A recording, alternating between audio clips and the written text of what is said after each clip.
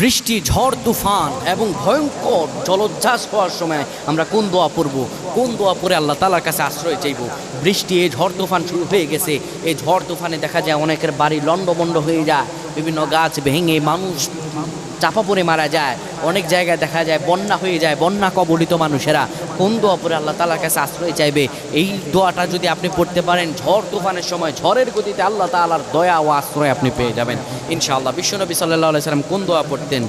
নবীজি সাল্লাল্লাহু আলাইহি সাল্লাম যে দোয়াটি পড়তেন, এটি সহিহ তিরমিজির 3449 নম্বর হাদিসে দোয়াটি এসেছে। নবীজি আমার পড়তেন, আল্লাহুম্মা ইন্নী আসআলুকা মিন খাইরিহা ওয়া খাইরা মা ফিহা ওয়া খাইরা মা উরসিলাত বিহি ওয়া আউযু বিকা মিন শাররি ওয়া শাররি মা ফিহা ওয়া শাররি মা উরসিলাত বিহি।